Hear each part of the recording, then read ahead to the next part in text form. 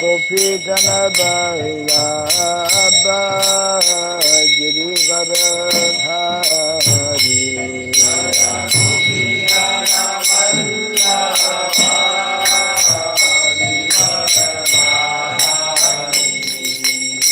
Yashodanandana Brajadana Ranjana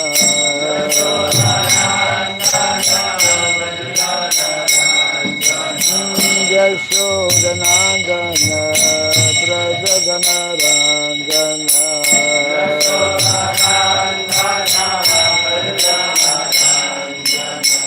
Jamuna Tira Vanachari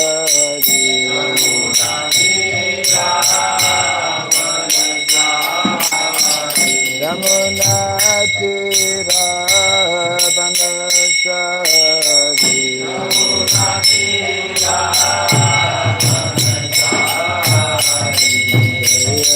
Radha Madhava Kunja Bihari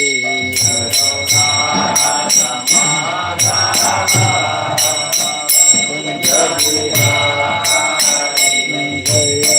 Radha Madhava Kunja Bihari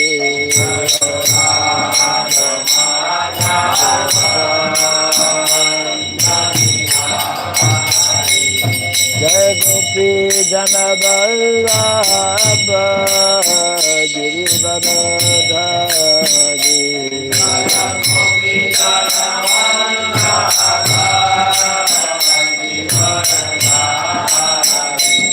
Jai Gopi Jana Vallabha Girivardhari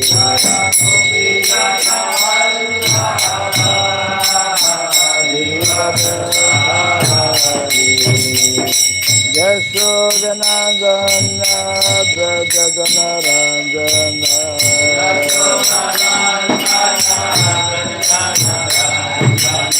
Yashodanandana Brajadana Ranjana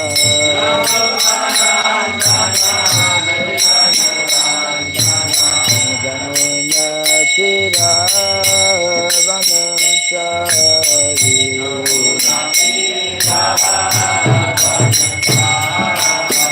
Jamuna Tira Vanachari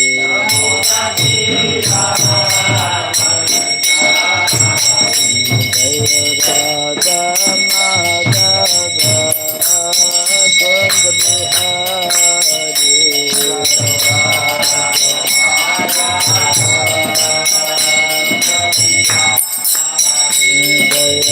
Radha Madhava Kunja Bihari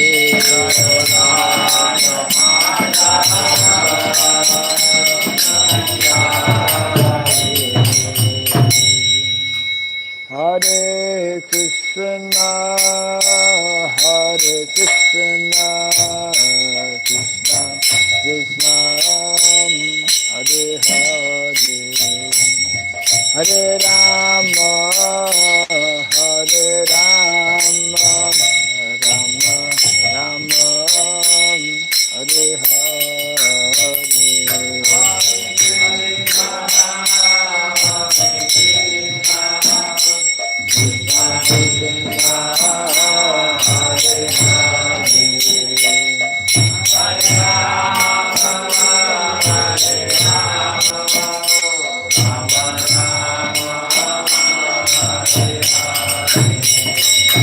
Hare Krishna, Hare Krishna, Krishna Krishna, Hare Hare, Hare Rama, Hare Rama, Rama Rama, Hare Hare.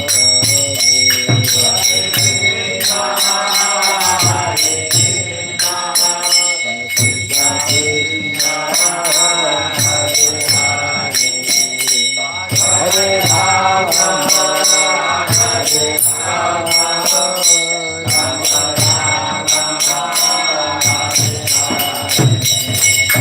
Hare Krishna, Hare Krishna, Krishna Krishna, Hare Hare, Hare Rama, Hare Rama, Rama Rama, Hare Hare.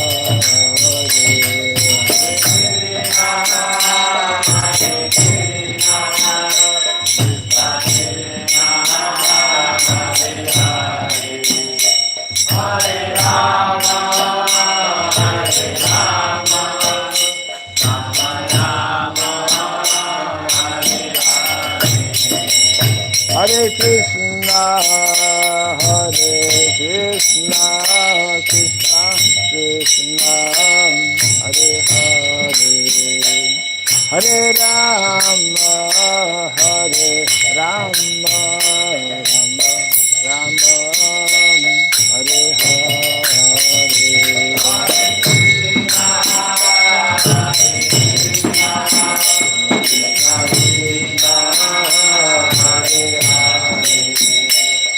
Hare Rama, Hare Rama,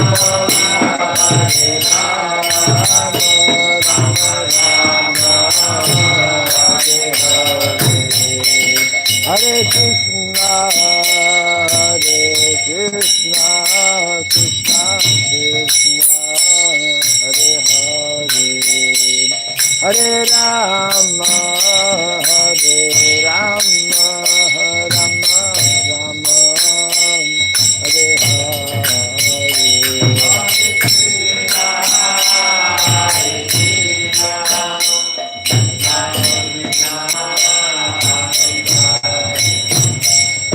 Rama, Hare Rama,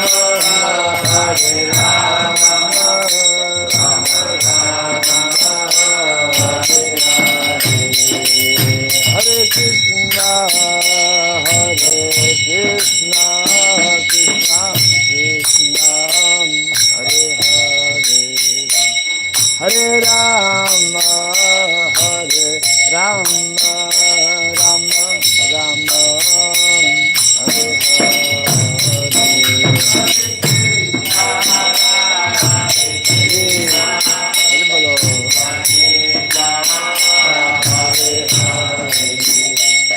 Hare Rama, Hare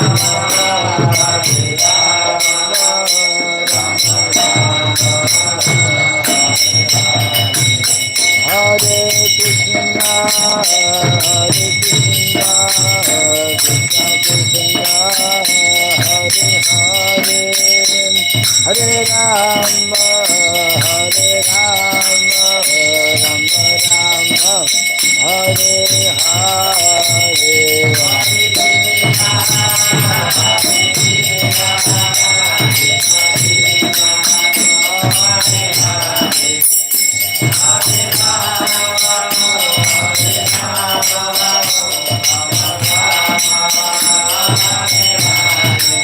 Hare Krishna, Hare Krishna, Krishna Krishna, Hare Hare, Hare Rama, Hare Rama, Rama Rama, Hare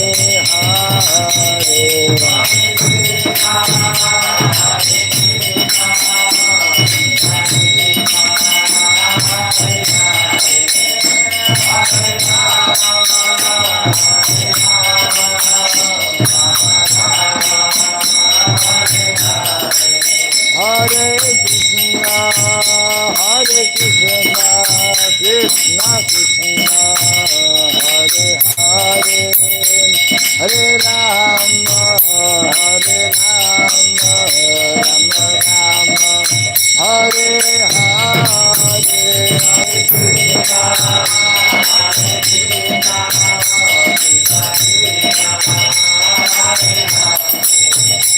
Hare Rama, Hare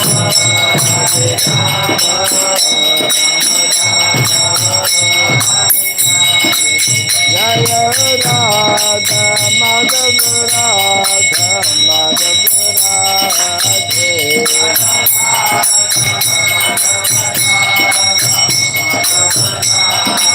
Jaya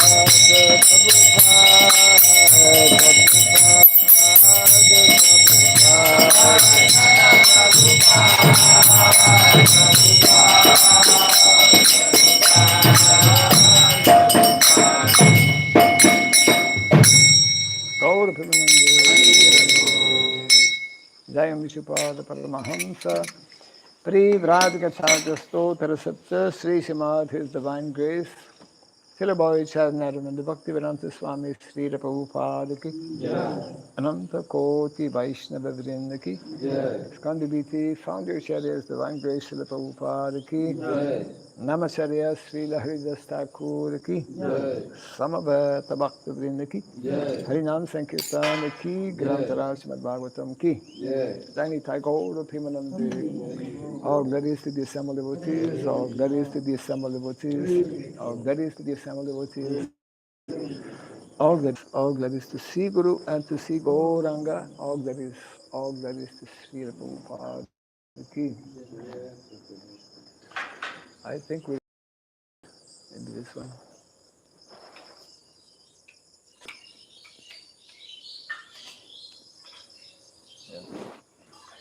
Om Ajnanatirandasya Gyananjana Salakaya Takshuranniritam Jena Tasmai Sri Gurave Namaha Sri Chaitanya Manovistam Sapitam Jena Bhuttale Swayam Rupa Gadamahyam Dadati Swapadantikam Vandeham Sri Guru Sri Juta Parakamalam Sri Gurun Vaishnavam Syam Sri Rupam Sagrajatam Sahadana Raghunatan Vitam Tvam Sajivam Sadvaitam Sabhadutam Parijana Sahitam Krishna Chaitanya Devam Sri Radha Krishna Padam Sahagana Lalita Sri Visakanditam Syam Hey Krishna Karuna Sindhu Dinabandhu Jagatpate Gopesha Gopika Kanta Radha Kanta Namostute Tapta Kancana Gaurangi Radhe Vrindavaneshwari Vrishabhanu Sute Pranamami Hari Priye Vansakalpa Tarubhyasya Kripa Sindhubhya Evasya Patitanam Pavanebhyo Vaishnavebhyo Namo Namaha Narayanam Namaskritya Naram Chaiva Narotamam Devim Saraswatim Vyasam Tato Jayamudiraye. Before reciting the Srimad Bhagavatam, which is a very means of conquest, let us first offer our respectful obeisances unto Narayana, the Supreme Personality of Godhead, unto Narayan Rishi, the supremmost human being, unto Mother Saraswati, the goddess of learning, and unto Sri Vyasadeva, the author. Nasta prayesha badreshu Nityam Bhagavata Sevaya Bhagavati Tamasloke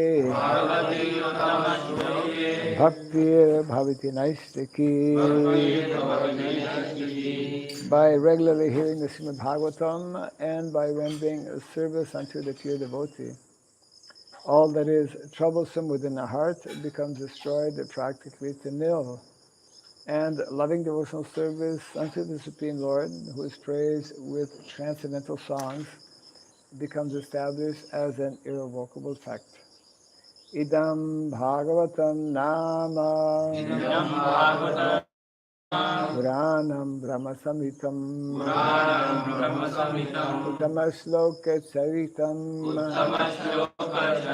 Sakara Bhagavan Rishi Nishreya Sayalokasya Dhanyam Svasyaya Namahat.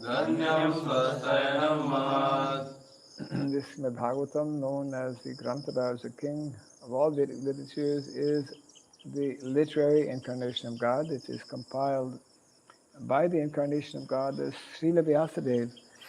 It is meant for the ultimate good of all people. It is all successful, all blissful, and all perfect. Sri Krishna Chaitanya Prabhu Nityananda Sri Advaita Gadadhara Vivasadi Gaura Bhakta Vrinda Hare Krishna Krishna Krishna Hare Hare Hare Rama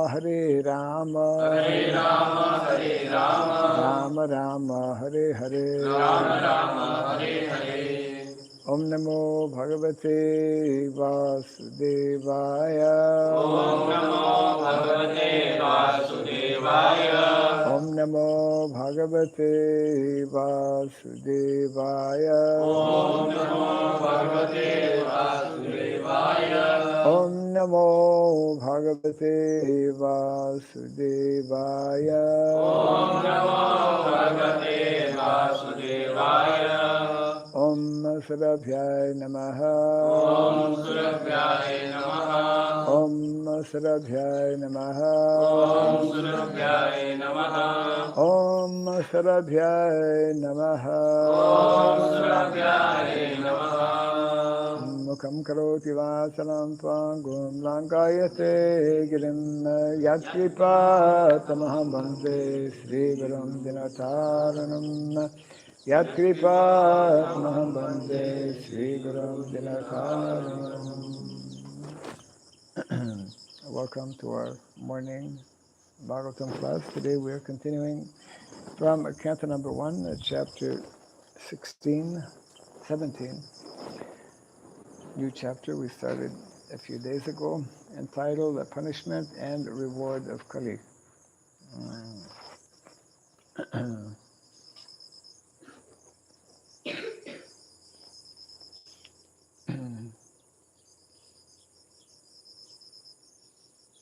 Today's text number 3. Oh, it's there. Very good. Who is writing? Okay, very good. Yes. So text number 3. Gam cha dharma dugham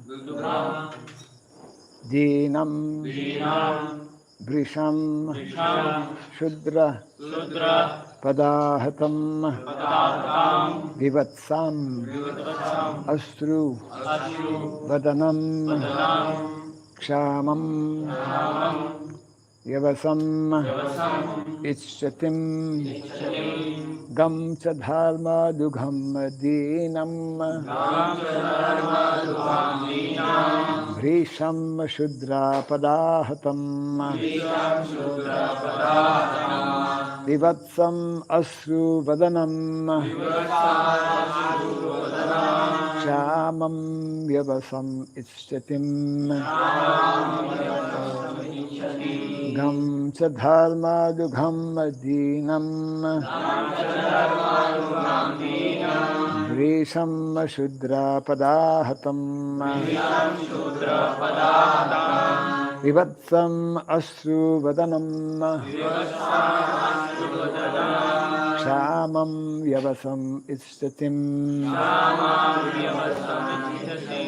Gam cha dharma dugham madinam. Bhisham shudra padahatam. Vivatsam asru vadanam. Kshamam yavasam istatim.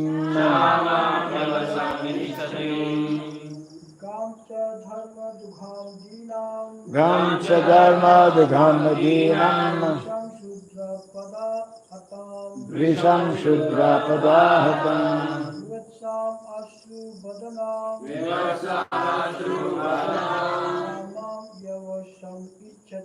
Kshamam yavasam istatim.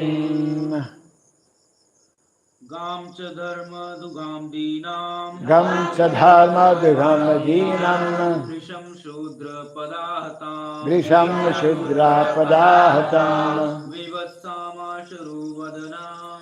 Vivatsam asru vadanam. Shamam yavasamichhati. Kshamam yavasam istatim.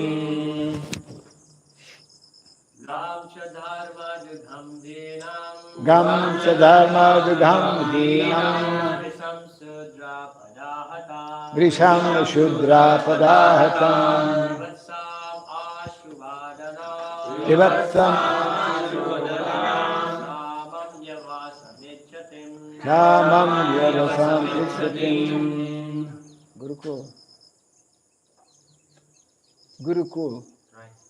You can read? Oh.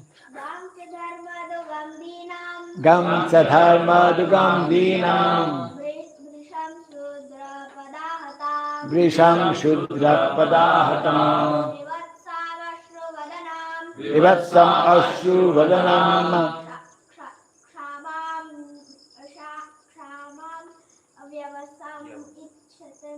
Kshamam yavasam istatim.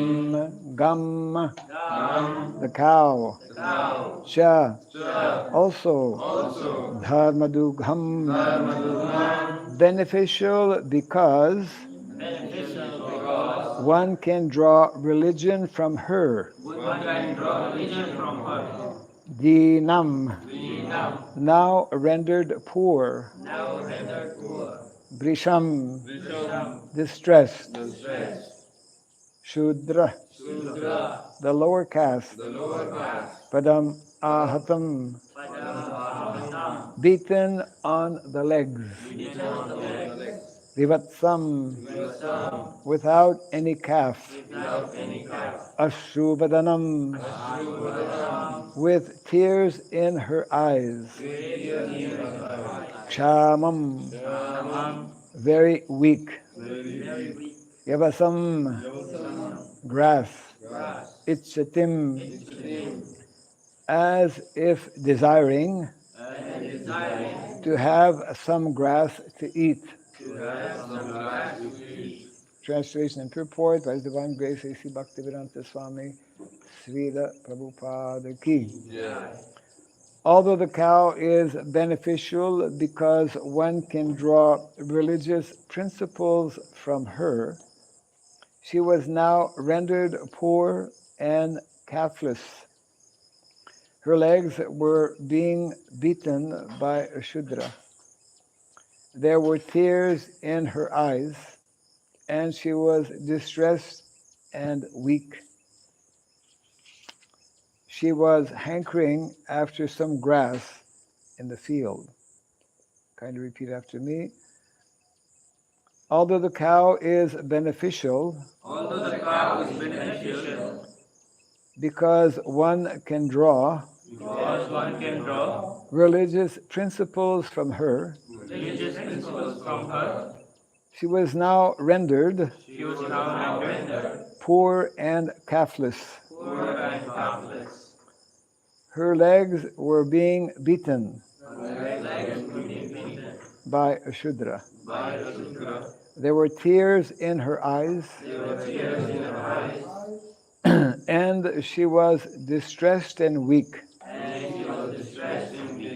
She was hankering after some grass in the field. after some grass in the field. Purport.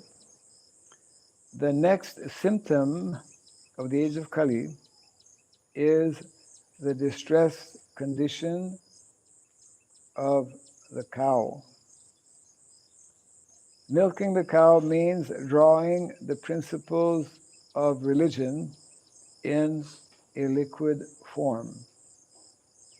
The great rishis and munis would live only on milk. Srila Shukadeva Goswami would go to a householder while he was milking a cow, and he would simply take a little quantity of it for subsistence. Even 50 years ago, no one would deprive a sadhu of a quart or two of milk, and every householder would give milk like water. For a Sanatanist, a follower of Vedic principles, it is the duty of every householder to have cows and bulls as household paraphernalia, not only for drinking milk, but also for deriving religious principles. The Sanatanist worships cows on religious principles and respects brahmanas. The cow's milk is required for the sacrificial fire, and by performing sacrifices, the householder can be happy. The cow's calf not only is beautiful to look at, but also gives satisfaction to the cow. And so she delivers as much milk as possible. But in the Kali-yuga, the calves are separated from the cows as early as possible for purposes which may not be mentioned in these pages of Srimad Bhagavatam. The cow stands with tears in her eyes. The Shudra milkman draws milk from the cow artificially, and when there is no milk, the cow is sent to be slaughtered. These greatly sinful acts are responsible for all the troubles in present society. People do not know what they're doing in the name of economic development. The influence of Kali will help them, or will keep them rather, in the darkness of ignorance. Despite all endeavors for peace and prosperity, they must try to see the cows and bulls happy in all respects. Foolish people do not know how one earns happiness by making the cows and bulls happy. But it is a fact by the law of nature. Let us take it from the authority of Srimad Bhagavatam and adopt the principles for the total happiness of humanity. Translation again. Although the cow is beneficial because one can draw religious principles from her, she was now rendered poor and calfless. Her legs were being beaten by a Shudra. There were tears in her eyes, and she was distressed and weak. She was hankering after some grass in the field.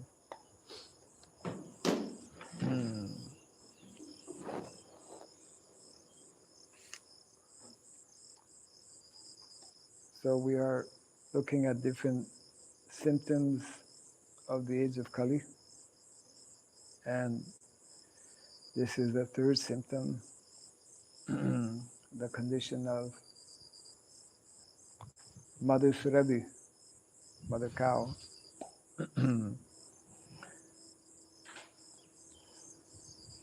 One of the important statements, there are many in the purport, is in reference to householders. It is clearly mentioned here. It is one of the duties of householders, one of the duties, responsibilities of householders to actually maintain cows. Just like in the 7th canto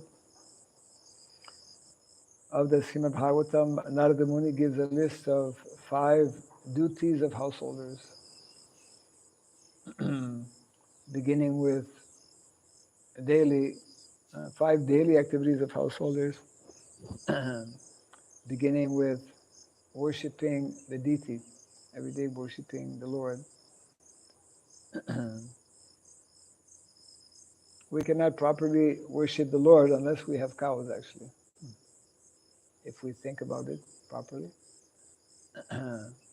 We cannot practically do anything the right way unless we place or keep cows, as they say, in the equation. When we take out the cows from our lives, when we are disconnected, removed from cows, then that's the beginning of all kinds of unnatural ways of doing and of living. Which means that actually to restore the what is meant to be the natural way, the natural economic system has to be centered on cows. Actually, that's the definition. Krishi Gorakshavanijam Vaisya Karma Swabhavajam is given as the perfect and complete, most scientific and most sustainable definition for economic development. We read about it, we hear about it, but we don't understand. We read descriptions of the residents of Vrindavan and how opulent, isn't it? Natural opulence follows when we follow the principles of Dharma, especially in the matter of cow, in the matter of cow and lamb. Yeah.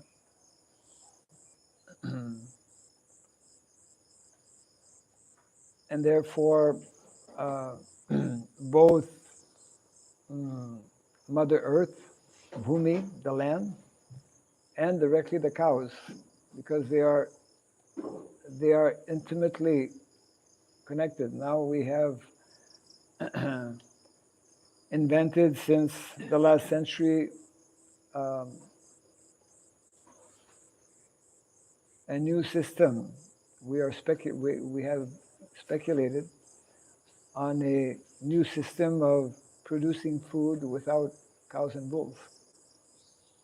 And if one takes a little time to analyze the results of such a major, we say blunder, major totally irresponsible decision, we can see that this is the root cause of so many problems that are presently ongoing within the world. So this means that it's the responsibility of those who profess to be dharmic, those who actually want to be known as followers of Dharma, of Sanatan Dharma. This is part of Sanatan Dharma. We're discussing this point. Sanatana Dharma is not simply pure devotional service and spiritual activities. Sanatana Dharma is directly connected with how we understand and put into practice the system that is created by Krishna. Very important point to understand. Krishna, aham sarvasya prabhavo matas sarvam pravartate iti madva bhajantimam buddha bhava samanditaha. Those who actually understand that Krishna, it's not, see, devotees are meant to more deeply, more clearly understand that everything that is created and arranged by the Lord is a perfect system that is meant to be followed by all of mankind.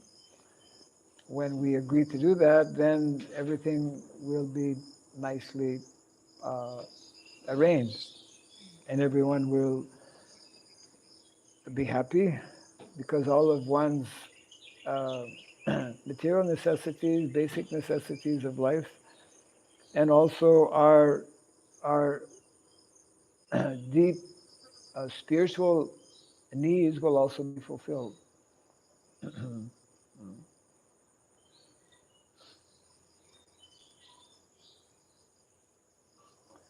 One devotee in Australia a few years back, he passed away actually.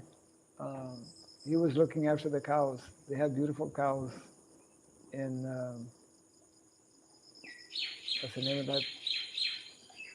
They have a large community, Australia.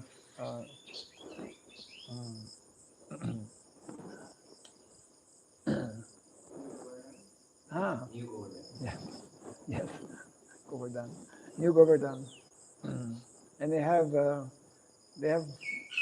deer cows. Beautiful deer cows are very beautiful cows, and he made kind of a small documentary. Documentary means like a small video, which is only showing pictures, but beautiful pictures because mostly all pictures of cows, and he's making the cows speak.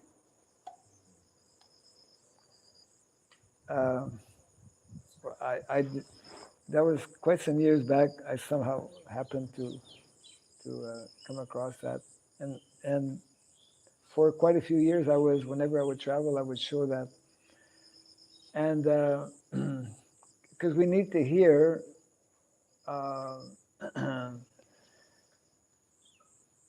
what must be on the minds of cows, and so he was conveying through that short documentary that,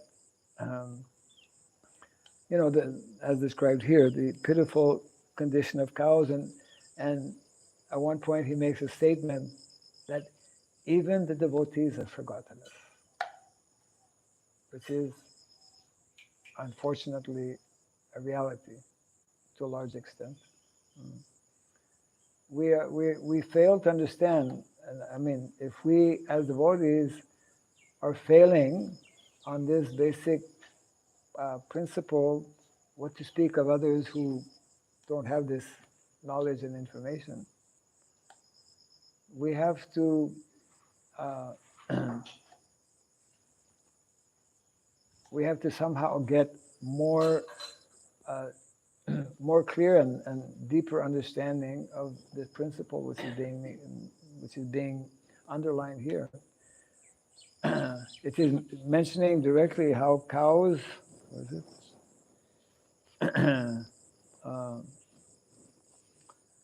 Cow is beneficial because from cow one can draw religious principles. And milk is not the only, it doesn't mean only we can draw milk. When we look at all of the different benefits of cows, milk becomes actually very secondary, although very important. But cows, it's like, you can go to the store and buy milk every day, all year. But if you keep a cow, you won't get milk all the time.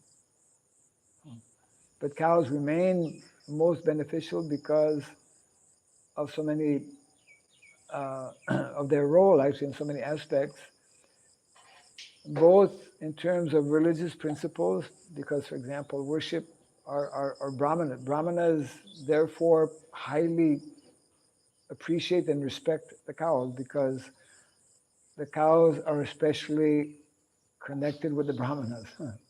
The Brahmanas cannot do anything actually without the products of cows. They cannot even perform their daily puja. They cannot do anything. They cannot install deities. They cannot do yajna.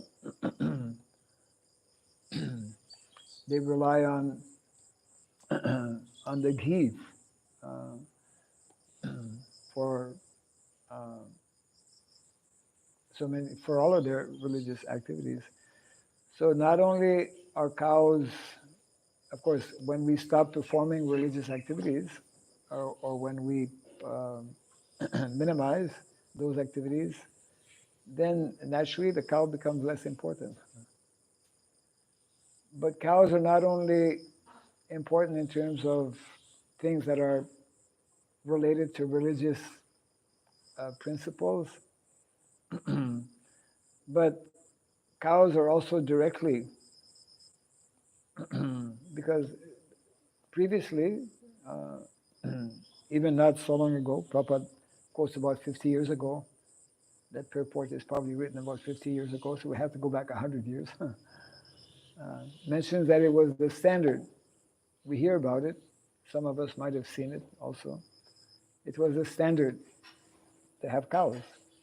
To have cows means to have many cows. I remember in South India, because where we have a project near Udupi, it was, even now we can see, but of course much diminishing every year. People are just no longer looking after cows, but cows used to be in numbers of 10 and 20 per family, many cows per family. And the cows, this was a major statement that caught the attention, became very popular presentation that was made by someone who was not even a devotee.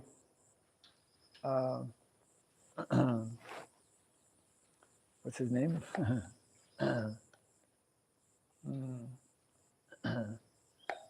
He has he became quite well known for his what he calls holistic management. It was on one of those famous TED Talks. Alan Savory, he started what is called the Savory Institute.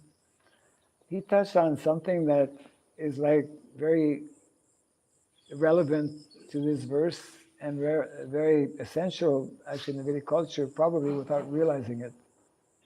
He made the following statement. He was by nature, his profession was like biologist connected with nature. He traveled extensively, started different projects to actually, one of the major problems he addressed was what is called, less known, the problem of the certification. The certification, he was talking, the certification is connected with land becoming more and more desert-like. The certification means like a desert. In a desert, you just have land. You can't grow anything in a desert because there's no life. The sand is just sand. So he was pointing out how, because of that was his profession, and he had statistics of how in so many different parts of the world, pretty well on all continents, major portion of our land or topsoil was more and more, devoid of life and not being able to actually produce. Why? Because he made the following point. The remedy to restore the life to the soil was to have large herds of cows and other animals, which was the case or the standard before, doing what they are naturally meant to do. Just like here, it mentions how the cow is crying because she's hankering for grass. Cows are meant to eat green grass, fresh grass, not dry grass that we keep for months and months. And then we wonder why they don't give milk. We're feeding grass that has no life, dry grass. And he was also somehow, because of his research, he was giving a lecture in one, maybe Texas university, one university in the West, with a full audience of teachers and students, and he was holding one plate. I don't know if you've seen that video. He was holding one plate and telling his audience, they couldn't see, of course, because it was quite far, that what I have in my hand is able to bring solution to all the problems that we are facing today, and it is better than all of the different commissions and organizations are trying to bring about. Then he finally explained that what I have in my hand is actually cow dung. So, as devotees, it's just taking us such a long time to actually understand this, which is especially coming out in this section of the Bhagavatam. The beginning of Kali-yuga, this is one of the major symptoms, isn't it? The total neglect and abuse and exploitation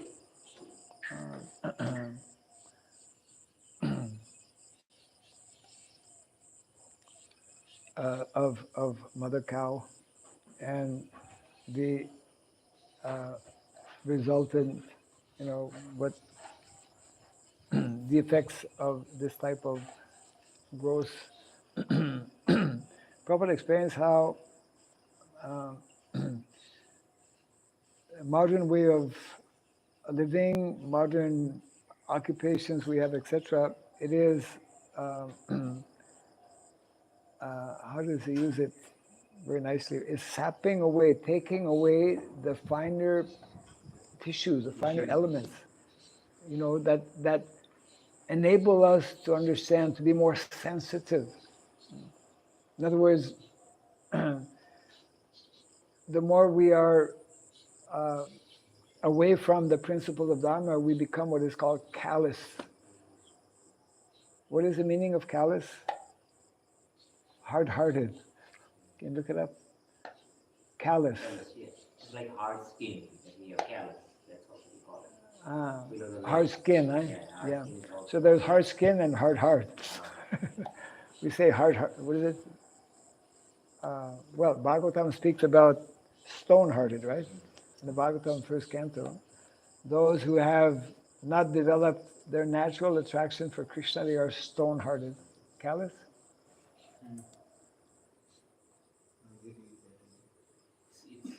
C-A-L-O-U-S, yeah. Hard skin. Yeah, hard skin and hard heart. Hard heart. Like you go to, they have this pedicure and all this treatment, then they remove the callus. What is it? We go to, like a pedicure, which is taking care of your legs and remove hard skin. Oh. The callus. Callus means the Oxford Dictionary definition is not caring about the feelings or suffering of other people. That's one meaning. Another meaning is an area of thick hard skin on hand or foot, usually caused by rubbing. Right, yeah. So means uh, Shastra and also our acharyas explain how most important, what is meant to be, the most important quality of a Vaishnava, daya, compassion. Yeah, paradukha dukhi. So if we are failing, if we are not having that quality, then it's due to being callous.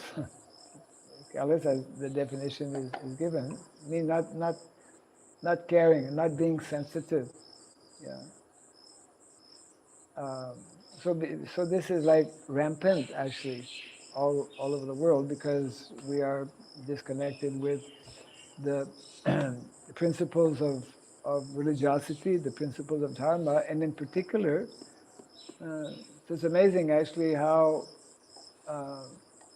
we can begin to appreciate more why is it that Krishna made the system in such a way that we are meant to every single day interact with mother cow, which we're not doing. Because cows are extremely sensitive. Cows are very what we call sociable. Cows don't like to live alone. Like ordinary people also don't like to live alone. And cows are very affectionate by nature. If we just, nowadays we don't even see cows, how we cannot observe their activities. But cows are very affectionate to one another. They'll lick their body, the body of other cows. So this is being pointed out here, of course, as one of the symptoms of the age of Kali, and it's really only, it's in the hands of devotees. It's in the hands of Vaishnavas. Only they have the ability to understand the deep reason or the deep meaning of why the cows are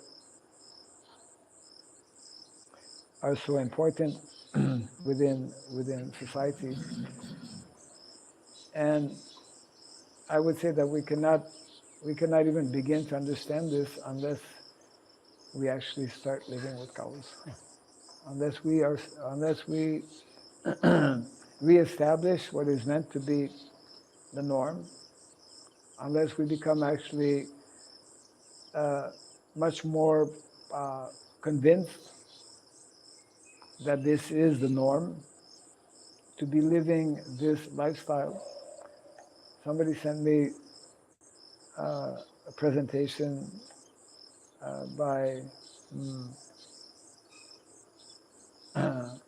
Kṣatriya Maharaj, who's connected actually very much. He wrote a book actually about cows. I forget the title of the book. We should invite him. He actually has a place here in Gora village. Yeah. We have sannyasis in different places.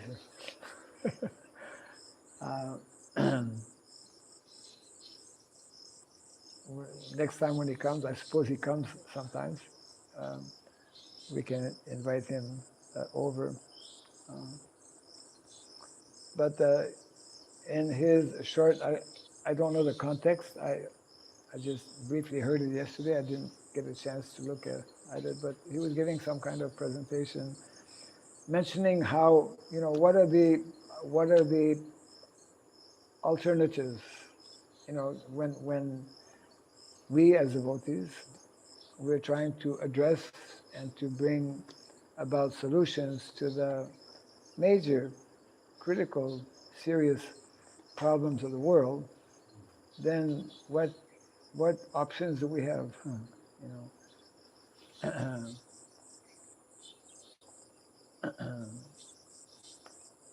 So he was giving a few options. One being that, well, as devotees, because sometimes we come to that, we could say, kind of easy solution. Well, everything is in Krishna's hands, and people are living out their karma, and we should just chant Hare Krishna and be happy, and Then one of the last options he was mentioning is that, well, maybe we should take more seriously what is described in the Bhagavatam. Maybe we should really try to really become more convinced that actually this is something we should be doing. And we should, as a society, as an international society, propagate that much more than we are now. And we can only be effective in convincing others if we show by example, isn't it? Means if more and more of our householders start keeping cows, and most of our householders cannot keep cows because they're stuck up in the is described as pigeonhole. Yeah, there are many descriptions. One of them, pigeonhole, and also what is it?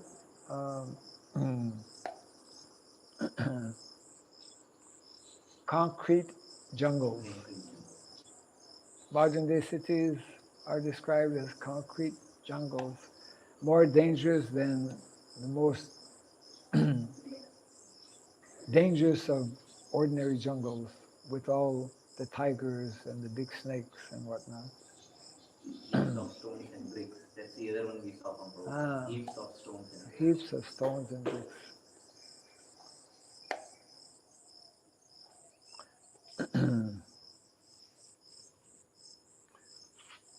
This is one of the famous purports.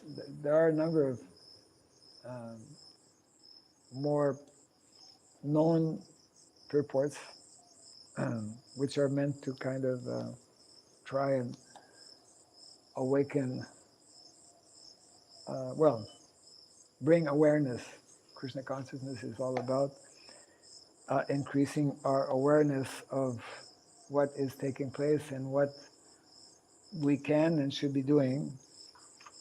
Yeah. Some comments or questions on this? Yes. One question from you was watching live. Okay. Why is idol worship necessary when the ultimate goal is deep meditation and self-realization? Repeat that again. Why idol worship? Necessary when the ultimate goal is deep meditation and self-realization. Why idol worship is Necessary. You mean idol or idol? Detours. Take it like detours. IDOL.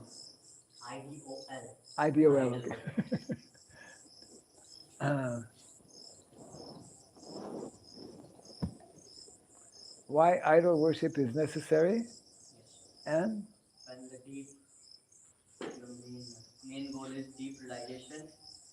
Main goal is deep meditation and self-realization. well, we don't believe that idol worship is necessary. Idol worship is not necessary.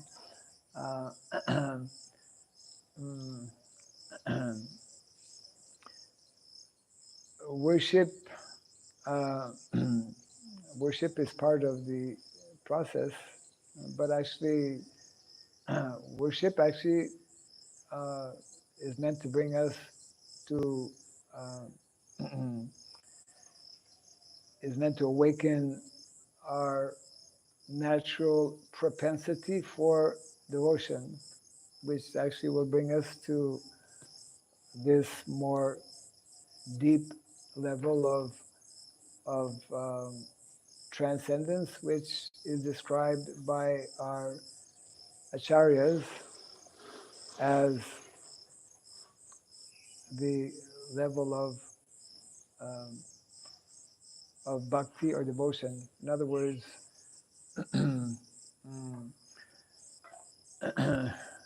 Bhagavad Gita is bringing us to the level beyond ordinary worship.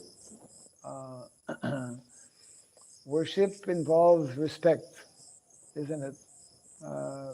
Worship may not necessarily have the component of love, whereas Prabhupada makes that differentiation between simply puja and bhaja, bhajam, uh, just like we chant bhaja hurimana. So it's connected with also the types of happiness that are explained in the Nectar of Devotion.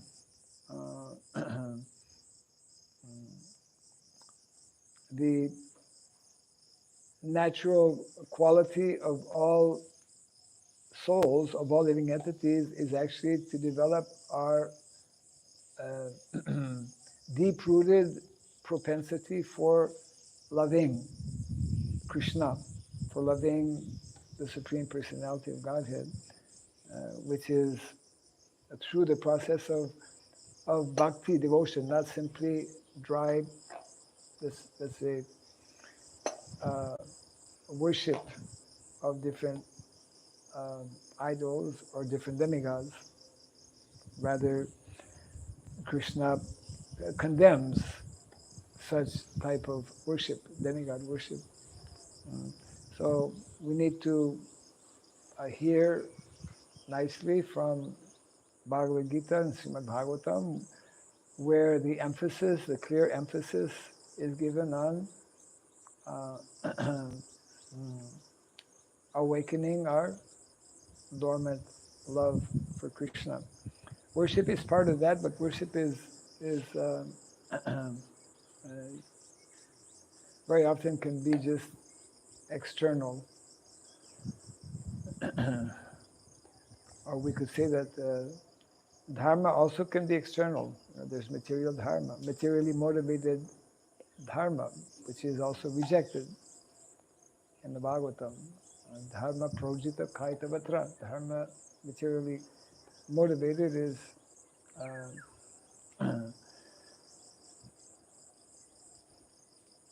so that was mentioned some time back also how I think we have been reading this in the Chaitanya Charitamrita, how to awaken that dormant propensity, that dormant love of Krishna. What is mentioned in Chaitanya Charitamrita?